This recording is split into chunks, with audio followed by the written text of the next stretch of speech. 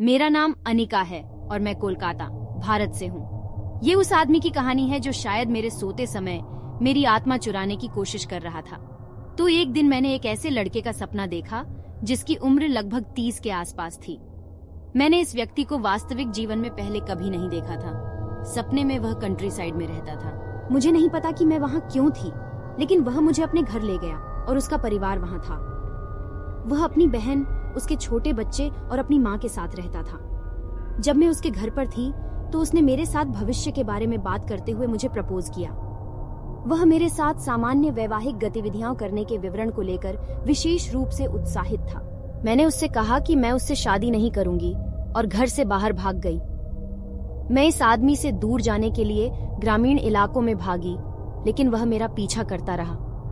तभी मेरी नींद खुली। मैंने पहले कभी यह सपना नहीं देखा था, लेकिन उस दिन के बाद से मैं इस लड़के को कभी कभी अपने सपने में देखती थी। मैंने नोटिस करना शुरू कर दिया कि जब भी मैं अपने रिलेशनशिप स्टेटस को लेकर उदास होती तो यह लड़का फिर से मेरे सपनों में आ जाता। यह हमेशा एक ही आदमी था। मैं सोचने लगी कि यह लड़का मेरा जीवन साथी है। मैं बहुत आध्यात्मिक व्यक्ति हूँ। मैंने सोचा कि यह व्यक्ति आध्यात्मिक भी हो सकता है और हमारे सपने ही हैं जहाँ हम जुड़ सकते हैं।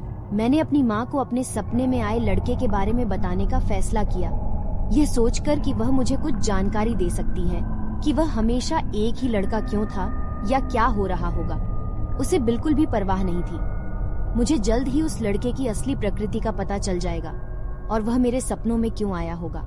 अपनी माँ को इस लड़के के बारे में बताने के कुछ दिन बाद मैं अपनी दोस्त स्नेहा से बात कर रही थी। हम उस रैंडम बकवास के बारे में बात कर रहे थे जिसके बारे में लड़कियां मिलकर बात करती हैं। अचानक वह सपने लाती है। वह मुझे एक लड़के के बारे में बताती है जिसके बारे में उसने सपने में देखा था कि वह उसे किस करना चाहता है। मेरे रोंगटे खड़े हो गए। मैं चौंक पड़ी। मैंने अभी तक उसे अपने सपनों के लड़के के बारे में नहीं बताया था। मुझे और जानने की जरूरत थी। मैंने उससे और अधिक जानकारी मांगी। वह कहाँ रहता है, वह कैसा दिखता है। उसने जो भी विवरण दिया वह बिल्कुल मेल खाता था। वह ग्रामीण इलाकों में रहता था। वह लंबा था। उसकी त्वचा का रंग गहरा था। उसकी पतली मूछें थीं। मेरे सपनों के लिए ये वही लड़का होना था। तभी मैंने उसे सब कुछ बताया। मैंने उसे अपने सपनों और उसके भीतर के आदमी के बारे में सब कुछ बताया। और मुझे लगता है कि जब मैं अकेले होने के कारण उदास होती हूँ तो वह मेरे सपनों में दिखाई देता है। जब मैंने उसे यह बात बताई तो वह हैरान रह गई। तभी चीजें अजीब होने लगी। उसने मुझे बताया कि पहली बार उसने उस लड़के को उस रात देखा था जब उसके प्रेमी ने उससे संबंध तोड़ लिया था। मुझे ठंड लग रही थी। यह आदमी सामान्य आदमी नहीं हो सकता। उसे अलौकिक शक्तियों वाला व्यक्ति होना चाहिए।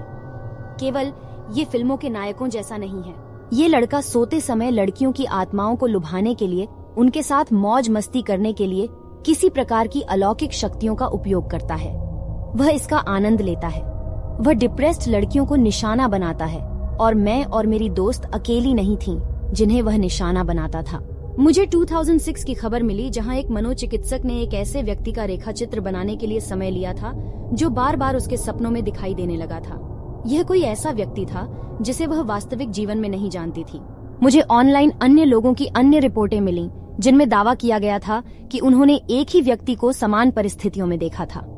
जब मुझे यह पता चला तो मैं कांप उठा।